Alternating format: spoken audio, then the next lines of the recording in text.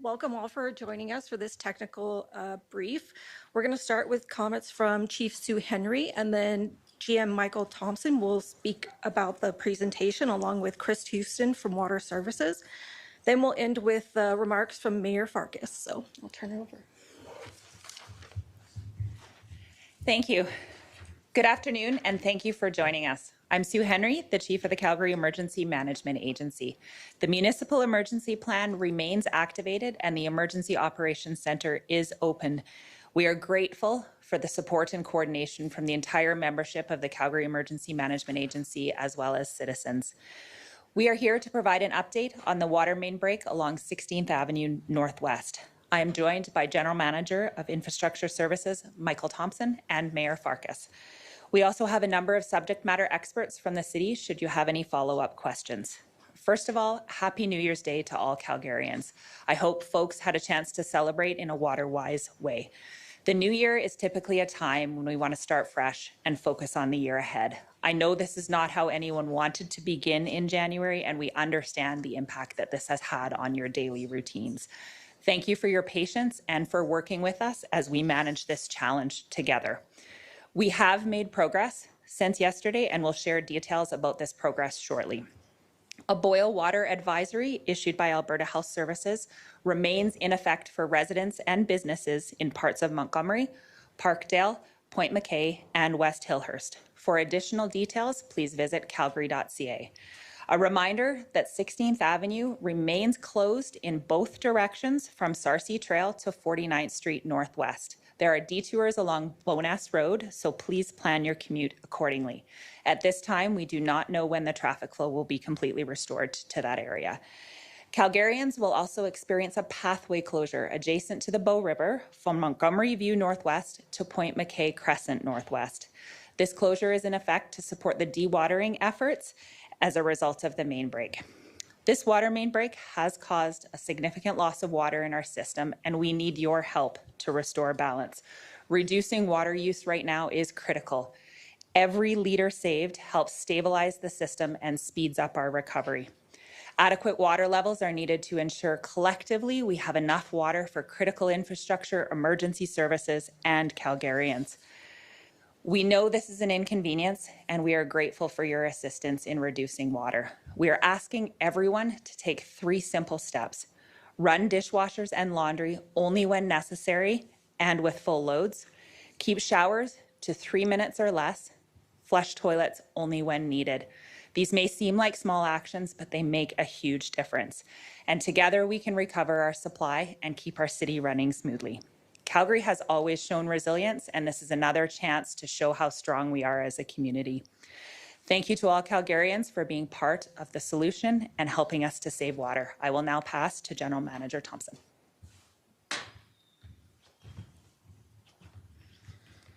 Thank you, Chief Henry. As you all know, in June of 2024, the Bearspaw South Feeder Main break significantly impacted Calgary's drinking water supply and surrounding communities. The break prompted an urgent response from city crews, partners, and the community. Once we had the pipe back in service in 2024, you may remember that we used a device called a pipe diver for the inspection of the entire length of pipe. These inspections identified a total of 239 deteriorated pipes out of the approximately 2,000 4-meter-long pipe segments along the feeder main. Working with our industry experts, we developed a threshold for pipe repair and identified 23 additional segments requiring urgent repair. We communicated that these locations were selected for urgent repair, and it's important to remember or to recognize that the feeder main still contains segments with minor to moderate structural deterioration today. Knowing the condition of the pipe, we completed these 23 urgent repairs in 2024 to support stabilization of the pipe. We understood the pipe would need to continue operating in its current condition while we developed a plan for a long-term replacement. We knew that the pipe was operating with wire breaks, and we were monitoring it, prepared to take and make additional repairs if we started to see the condition of the pipe change. Knowing the condition of the Bears Paw South feeder main and its criticality to our drinking water system, we advanced several major projects to improve the resilience, redundance, and capacity of our infrastructure, including the Bears Paw South feeder main improvement project. This project will add a parallel pipe of the same size as the existing feeder main. In Q1 of 2025, we started the design of this project. A project of this nature would typically take 2 years, as it's very complex in nature. We're building a new water feeder main, which is almost 6 kilometers in length, crossing the Bow River, the CPKC tracks, multiple major roadways, and it runs beside or underneath hundreds of homes and businesses. Instead of taking the typical 2 years for a design of this project, we've completed it in 8 months. The project's now out for construction and will be starting construction in Q1 of this new year. And I forgot to start by saying Happy New Year to everyone. Our current plan is to build this project in two phases, with phase A being from the Shaginappy pump station in orange at the bottom of the screen to the Sarcee Trail interchange. So that's phase A is the orange line. And phase B being from the Sarcee Trail interchange just to the south side of the Bow River. We were already moving this project forward on an accelerated schedule, but given the events of this week, we will be doing everything that we can to accelerate this project even more. Once completed, this project will replace the entire PCCP pipe north of the Shaginappy pump station with a new steel pipe. The North Calgary Water Servicing Project is another project that we've been working on. It features a 22-kilometer feeder main to support the city growth and system redundancy. Long lead items were ordered and construction began in 2025. The North Calgary Water Servicing Project, like I said, broke ground in 2025, and the feeder main construction is expected to be completed in 2028. And with additional facilities completed in 2029, it will go in operation. And that's the blue line you can see from the Bears Paw Water Treatment Plant on this map, going north to the north central part of the city.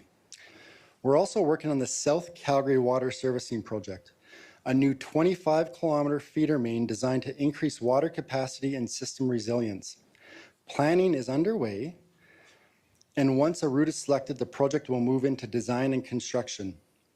You can see that on this map from the Bears Paw Water Treatment Plant going down the left-hand side all the way to the south end of the city.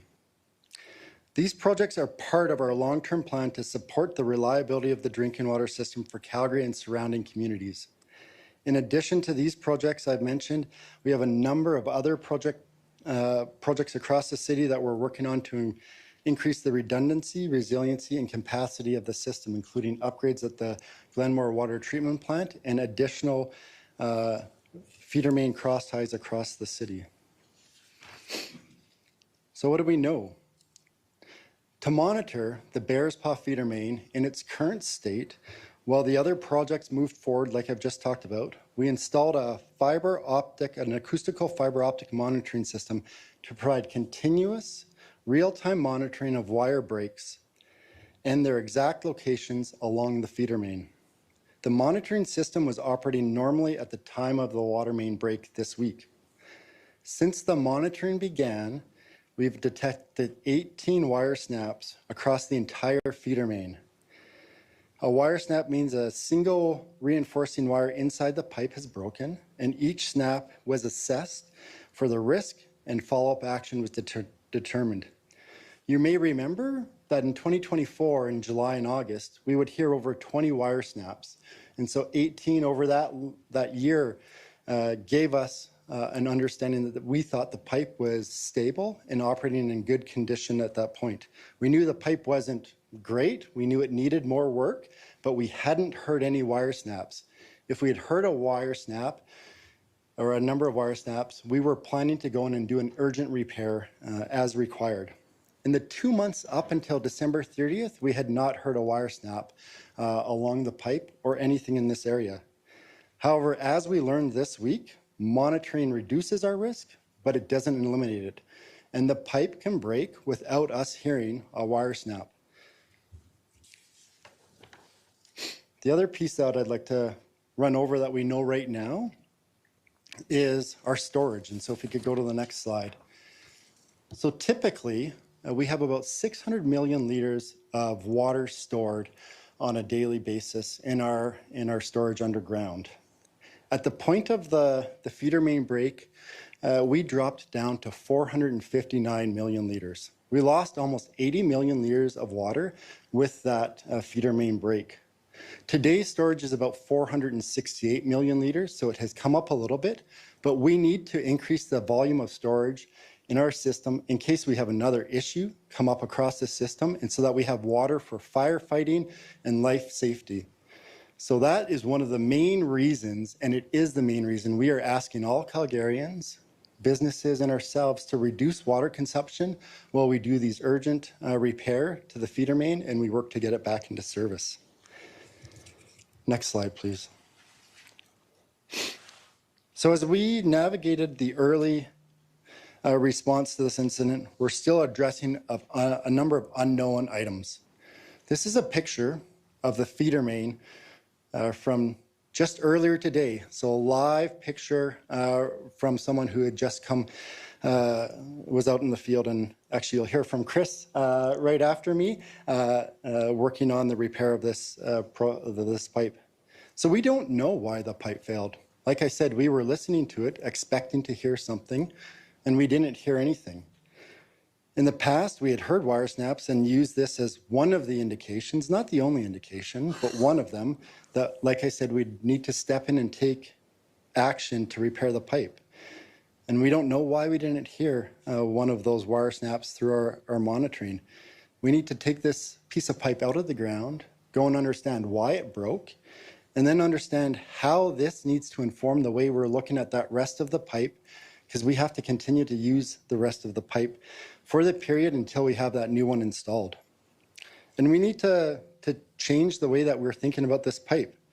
We're likely going to need to go in and make more repairs on this pipe so that we can work to keep it in service until that new one is constructed. We're not sure what those look like yet, and we've got a team working on that right now.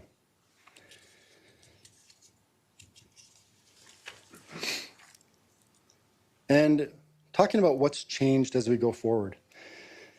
So as I mentioned, we need to change the way we're looking at this pipe. We can't just be listening for wire snaps. The threshold that we used and that we had worked with our expert industry partners needs to change, and so we're evaluating that right now.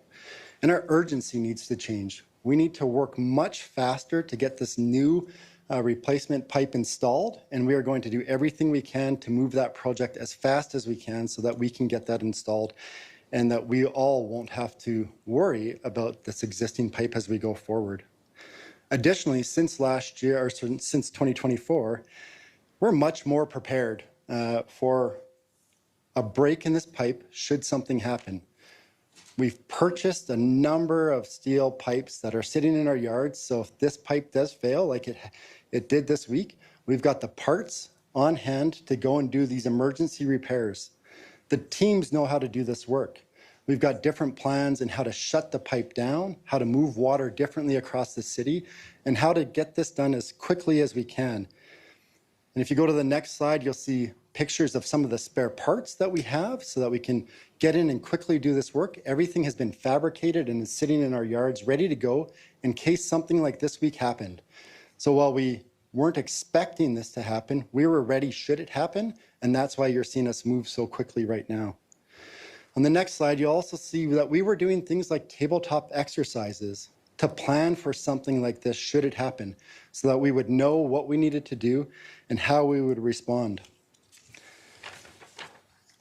In closing, I'd just like to say water is essential, and when it's impacted, it affects daily life, businesses, and community well-being in very real ways. We and I do not take that lightly. This weighs heavily on us as well. We know the disruption that this is causing and the concerns along our community and our partnering communities around Calgary. And this responsibility drives the sense of urgency to fix this repair now and to get the new pipe installed. As you know, our teams are working around the clock, drawing on lessons learned, technical expertise, and strength from the last issue. At the same time, we're staying focused on the long-term work that we need to do to get that new pipe installed.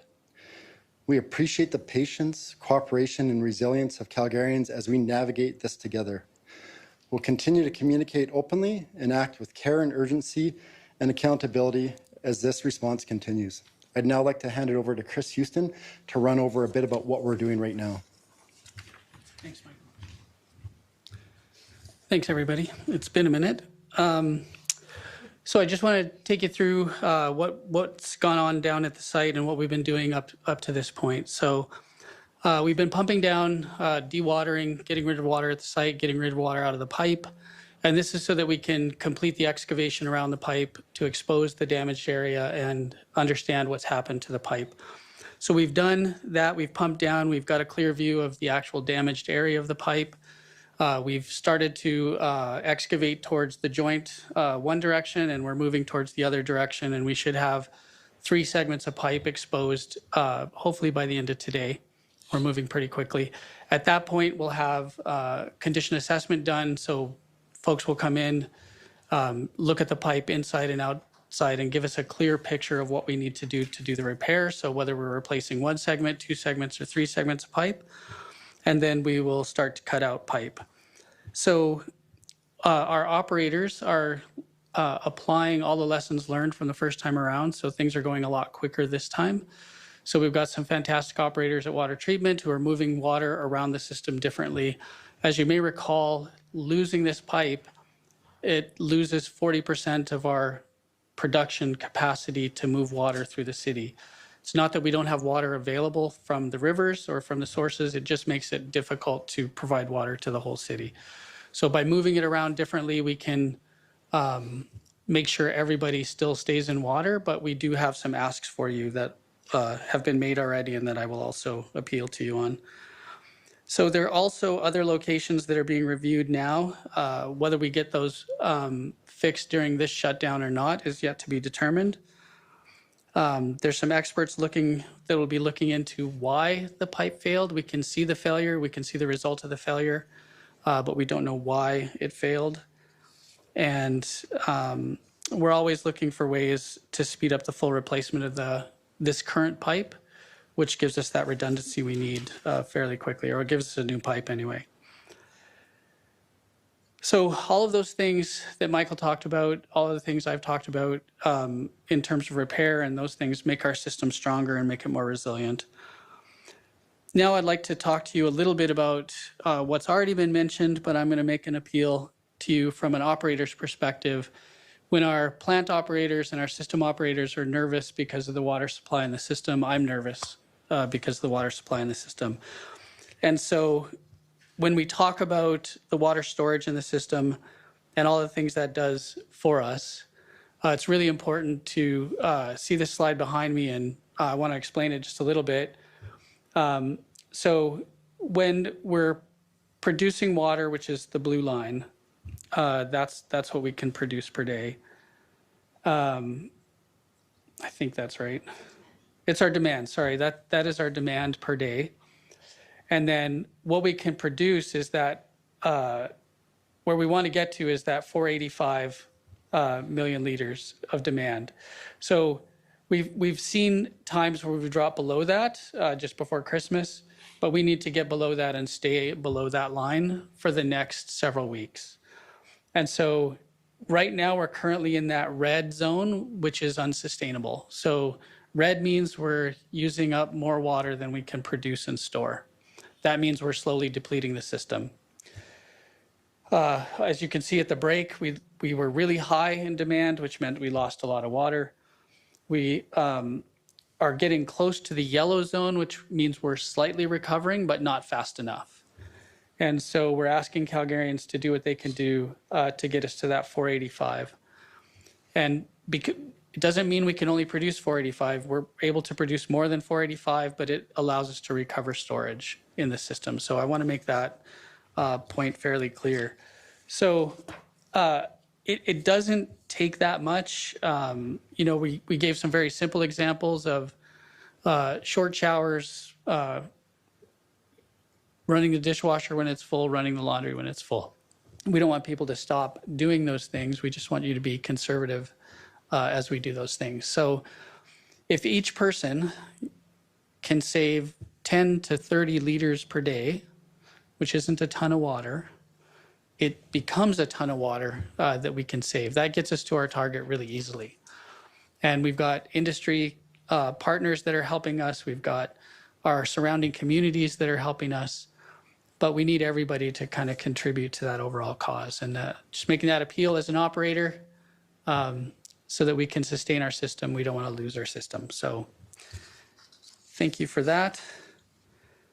And I think with that, I just want to acknowledge the work that's going on and the effort that's being made. Again, the lessons that we learned and are able to apply means that we can stay in water.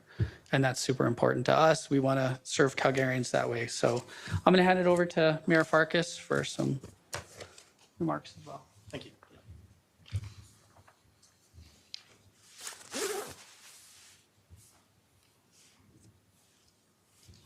Thank you so much to all of you being here. Thank you as well to the prior speakers. Just want to acknowledge here at the EOC, we have Councillor Atkinson, McLean, Johnston, Tyers, and Kelly, and we've been in constant contact with all of the other members of council not physically present here today. This morning, I was on the ground in the affected communities, and I want to start with by thanking the people doing the work. I stood with city crews on site at the Bears Paw feeder main, engineers, operators, emergency staff. They're working incredibly long hours in the cold, under pressure. This is heavy, technical, high-risk work. And in this kind of work, there are no shortcuts. There is no margin for error. And what I saw this morning alongside the team was professionalism. I saw teamwork and people who understand quite rightly that millions of Calgarians are depending on them at this very moment to get this right. And it's because of their hard work over the night and the recent days that the situation has been stabilized. To be clear, we're still very much in the red zone. There's an incredible amount of work that still needs to be done, but we have stabilized the immediate emergency. But it's because of them that we're able to move forward. I also had the opportunity to go inside a local business directly impacted by this break. I heard from the staff and management about lost customers. I heard about staffing challenges, the real uncertainty that they're facing. We talked about what the city can do right now, including clear communication, coordination across inspections, flexibility where possible, and direct support as service is restored. And that support is happening. I want to make a direct appeal to Calgarians to go out and support the small business owners, especially in Montgomery and Bowness. They are still open. Do heed the travel advisories. The transportation and access is still possible into those areas, but please, now more than ever, Calgarians, we need to step up and support our neighbors. That support is happening from the city administration, and it's going to continue. That said, Calgarians at this point are asking some very fair questions. Firstly, what failed? Secondly, what's being fixed now? And third, and most importantly, how do we make sure that this never happens again? And here are the answers. First, what went wrong was a major failure in critical infrastructure. It required immediate action to protect public health and water quality, and that action was taken swiftly. What's being fixed now is real, difficult, hands-on work. Crews are repairing the damaged section, as spoken to. They're managing pressure across the system. We are currently in the red zone. We're requiring the help of every single Calgarian, as well as our outlying regional customers, to assist us in continuing to serve these water conservation goals. We're also working closely with Alberta Health Services, while the boil water advisories remain in place where required. Those advisories will stay until it's fully safe to lift them. But now the most important question: what comes next? Water is the lifeblood of our city, and this Bears Paw feeder main is a critical artery. It is the critical artery. It is part of the beating heart of our water system, and the hard truth is this: it has reached the end of its reliable life. We can keep patching it, we can keep reacting, but it will continue to fail until there is an alternative built. No amount of short-term fixes will change that. So the responsible choice, the only path forward is to build a new artery, to strengthen the heart of our system so that Calgary can rely on it, not just today, but for generations to come.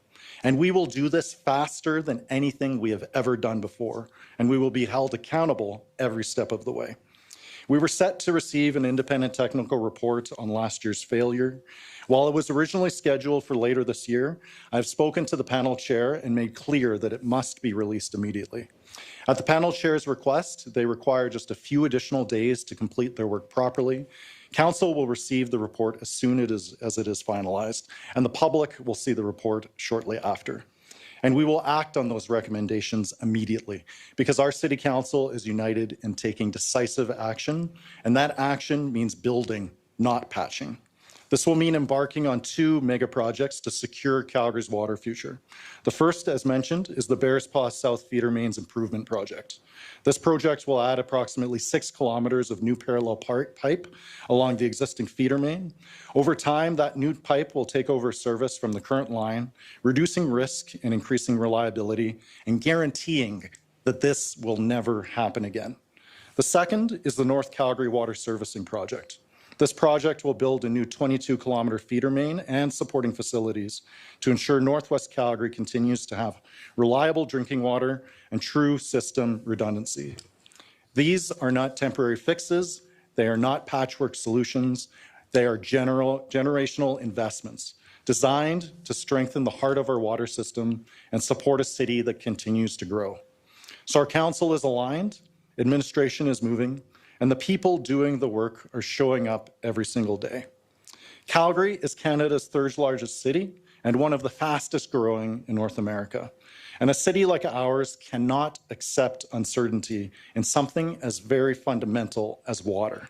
So this is about more than fixing a pipe. It's about fixing this for today and tomorrow and for the next century. It's about standing with the people doing the work on our front lines, supporting families and businesses when and how they are impacted, modernizing our governance of our city administration, restoring trust through transparency and action, and proving that when Calgary faces a challenge, we respond with resolve, competence, and confidence for our future. Because when Calgary faces a challenge, we do not hesitate and we do not retreat. We lead, we act with resolve, we build with purpose, and we take responsibility. Not just for today, but for the generations who will call the city home long after we are gone. I am taking responsibility. Our city council is taking responsibility. Our city administration is taking responsibility. That is the Calgary we believe in. So we will get this done faster than anything we have ever done before, and it will be done right to last us for the next century. And that is the Calgary we are building together. Thank you so much for being here, and we're happy to field questions. Brennan with CBC. I just have a question for Mr. Houston. Have we seen Calgarians saving any water since the city introduced stage 4 restrictions? I'm going to have to hand this to Nicole. She's our expert there. So, Nicole? Thank you. So the question is, have we seen any reduction in demand from Calgarians since we've made our initial call to action? We haven't seen a measurable reduction in demand. People seem to be continuing on their day-to-day patterns. We had sent out the emergency alert. In the past, we had saw, a sharp reduction. That alert didn't have the loud noise that it did in previous times. And so I think that it's a little bit harder for the message to get out, but we have been taking action to ensure that all media outlets are communicating that and still have a constant call to Calgarians to reduce their water use. And just to confirm, we have no better sense of how long the repairs will take today than we had yesterday.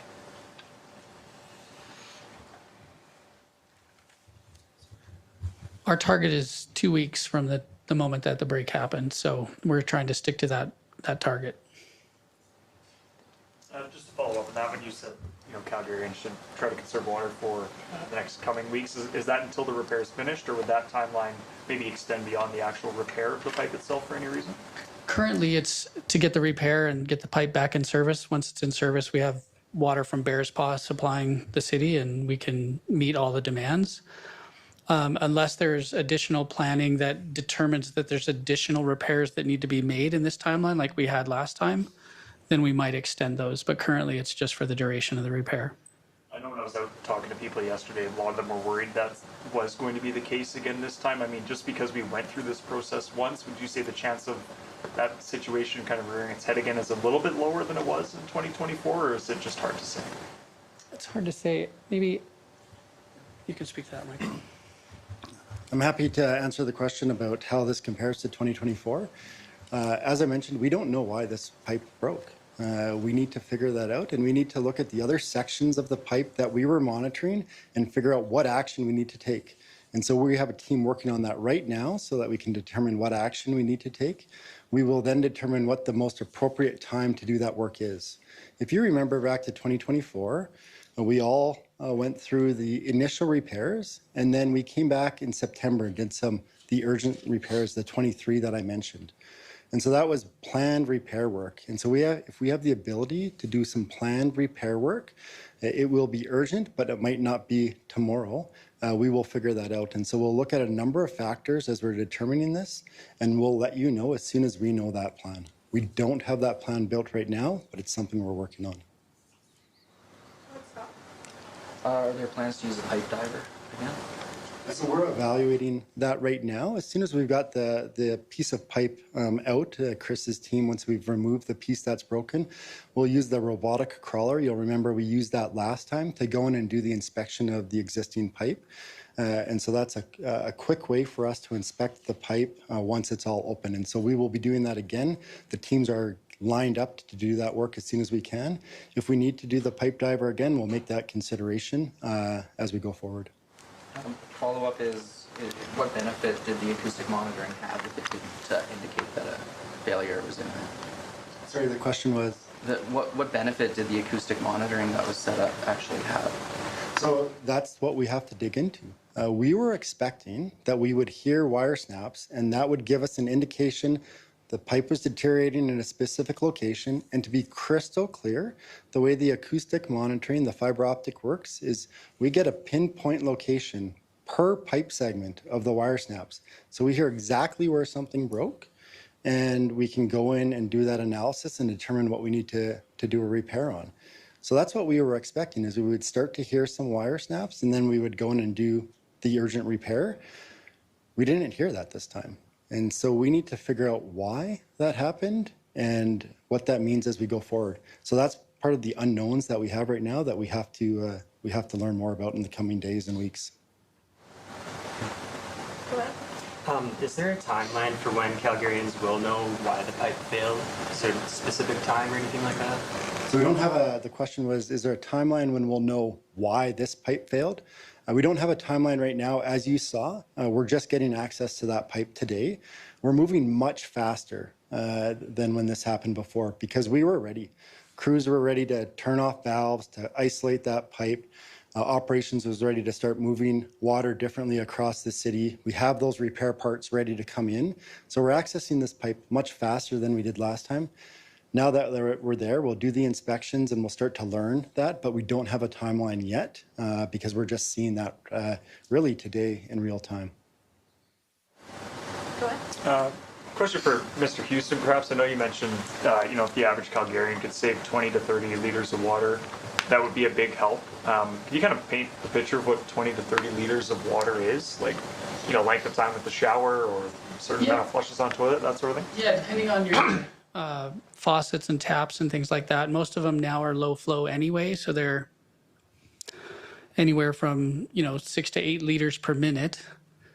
And so if you think about a low flow shower head and you normally take a 10-minute shower and you take every minute you shave off of that is probably 6 to 8 liters that you're shaving off of. So when we say 3-minute shower, that's what we're looking for. If you run your dishwasher when it's half full and you run it multiple times, then you're using that much more water. So there's things like, I think the shower is probably the biggest example of where you can save. But flushing toilets, most toilets are in that 6 to 8 liter range. So if you're, flushing that multiple times during the day, then those are areas where you can save. So hopefully that paints a little bit of a picture where you can save. And again, that gets us into the green zone really easily. But even if you cut your shower in half, whatever that means, that's going to contribute to us getting into that green zone. I saw just yesterday with the demand, it wasn't where you guys would ideally want it to be. Obviously, it was New Year's Eve, and it's a busy night at house parties and restaurants and things like that. I'm just thinking of restaurants in particular. Are there any tips you would give them, or maybe advice, guidance, just to try and help conserve water when it comes to their specific operation? Nicole has lots of ideas. Thank you. So our ask for businesses is to just reduce all non-essential water use, or to find ways to do that. Some quick examples would be maybe not offering water, making it upon request, or a lot of restaurants automatically fill up water. So just trying to make it a little bit more on demand. Some of them, I am aware, have switched to alternate methods of just bringing in bottled water for that time. They can, consider reusing water where it's safe to do so as well. We're already working with our pool and rec facilities, for example, to be able to reduce water use there. So they have changed some of their cleaning schedules and things like that to be able to still make sure that it's safe, but to be able to find ways to reduce water. We are also working with our top largest customers, having regular phone calls with them, and many of them have made commitments to be able to reduce water as well. So bringing some other operations down to minimal use for while we take this time to recover the system. In the corner. Hi, sorry. Mr. Houston, I think this would be for you. You talked about the 2 weeks from the moment the break happened to the pipe back in service. Can you just talk a little bit more details on that 2-week point and what the exact kind of finale of that will be? Yeah, so this is our goal, to have it back in service in 2 weeks. There's lots of other factors that could change that timeline, but it's a realistic goal. It's not totally optimistic, but there's several factors that have to take place. So the dewatering was number one. To put it in perspective, from 2024, it took 3 days to dewater the site. In 2024, we had that done in less than 24 hours, where we could start to excavate. We're continually dewatering, but we were able to start excavating within 24 hours, which is, we're already ahead of the schedule. We fixed that pipe in 2024 in 13 days. And so we think we're still in that window, but we've got to assess the pipe. We've got to do the condition assessments and further into the pipe. That does take time. Once we know what we're cutting out, we got to get that pipe cut out and removed. Then we've got to get the new pipe in and then welded in place. And then we've got to fill the main, test the water, make sure it's safe to consume. There's a whole process around return to service that we have to follow for that. That can take anywhere from 24 hours to 48 hours to even longer, depending on what we have to do. If we have to fill the main and drain it and then fill it again, that takes a lot of time. So we're talking about several kilometers of a very large pipe. It's almost 6 feet in diameter. And so that's a huge volume of water, which is why you see these pumping setups. And that's why we have to close the pathway down at Point McKay and Edworthy Park, that area. So that work, all of that takes time, and it all has to be done in sequence. But we think we can get that done in the 14-day window. Mayor, can you help me understand the significance of the independent panel report, given that we already have a 600-page report on what happened? So the independent panel review, I think, is incredibly important for members of council, but especially for the public. The public needs to have trust and transparency into the overall process. This is such a critical existential issue for Calgarians, and these findings need to be released as fast as humanly possible. So the panel chair has asked for just a couple more days to be able to conclude that work, and we will be providing that to council as soon as physically possible, and then shortly thereafter to the Public Executive Committee meeting of council on January 13th. And what are you expecting to see in that review that wasn't included in the 600-page report? So there's two two different factors here. There's the pipes and the people. So when we think about the physical infrastructure, there's a retrospective requirement for us to actually take a look at the engineering, what went wrong with the specific circumstances there. And we have many subject matter experts on hand to be able to go into those details. But even more important is the governance of the City of Calgary, the people component, supporting our frontline staff, but also ensuring that we modernize our systems for how a modern utility should be running. So my understanding is that this independent report will be going into more detail in terms of what went wrong in the past, but more importantly, what are the immediate steps that City Council needs to take today in order to ensure that this will never happen again. And our City Council team is committed to actioning those recommendations so that we can update not just the physical infrastructure, but modernize how the City of Calgary performs as an organization. Yeah, just one from me, which is, I believe in 2024, we heard a few times that even though water demand is a lot higher in summer, it was almost fortunate that the burst didn't occur in winter for various reasons. I was wondering if Nicole or Chris could speak to maybe some of the winter-related challenges that a water main rupture is causing this time around.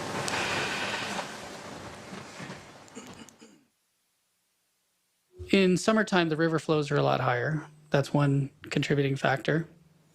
When we're relying heavily on the Glenmore Water Treatment Plant to supply water for the city, it's drawing water from the Glenmore Reservoir, which gets its water from the Elbow River. So the Elbow River flows are probably the lowest they're going to be at this time of year, which means if this continues for a long period of time, that reservoir gets drained and it doesn't recover. So that's a pretty significant challenge that we wouldn't necessarily have in the summer. Until the spring, basically? Right. Okay. One more question? Sure, go ahead. Sorry, I think my question is for Mr. Houston here. How confident are we that this repair is not going to cause issues on an already deteriorating pipe, right? Like, how confident we are that the last repair, and I know our crews are very surgical on these repairs, but I mean, even when I've cut out pieces of poly B, right, poly B is already deteriorating down the line. And so if I'm shaking that pipe, it's going to cause those breaks further down. Maybe not immediately, but down the road. So my question is, if the plan is to replace these pipes already, I mean, how much money are we going to be putting into this repair without confidence that as soon as we turn that pressure back on, it's not going to cause a leak or a burst somewhere else? And are we prepared to potentially not even repair this and just start on the repair now and fast track the entire process? So it's a good question. There's a lot in there. I'll try to unpack it. I'll start with an example of you have a used car. During COVID, you couldn't get a new car. Your used car needed a new engine, but you couldn't get the new car for 2 years. You're going to replace the engine. So it's kind of like that. So we need the pipe. We can't live without the pipe. We can't sustain this level of operation for a long period of time. It's a strain on the Glenmore Water Treatment Plant that has to run pedal to the metal and also has a series of upgrades that need to happen. So I think fixing the pipe is not an option, like we have to fix the pipe.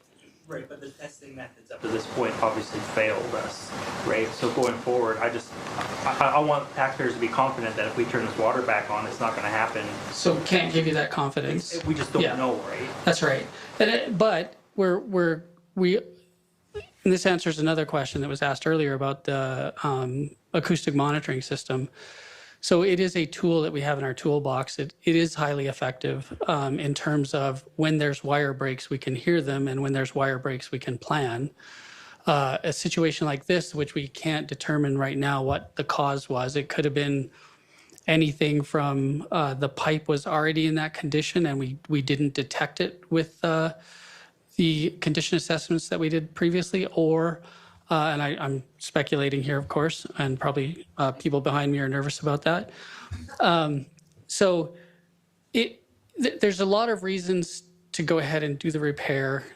We can't guarantee 100% that it's not going to happen again. What we can do is all the things that have been talked about today. There's all the plans of what other areas are we going to repair because we don't know 100% that the wire monitoring system is going to give us the warning we need. And then there's the replacement of the pipe. But what we can do is, like, we're totally prepared if it does break again. We have all the parts we need to fix it again. That's not the best answer. That's not the answer everybody wants to hear. But fast tracking all of those other things is going to get us to the place where we don't have to rely on this pipe anymore. Do we have an estimated cost for this repair? No. Would it be similar to the last one, maybe a little bit less because of the spare parts? So the estimated cost of this specific repair, so the last repairs were all accumulated. It was all of the repairs in a total number that was quite large, right? So this one isn't going to be as high as that. It's a single repair, not 22 or 24 repairs. But I don't know the total cost until we're done.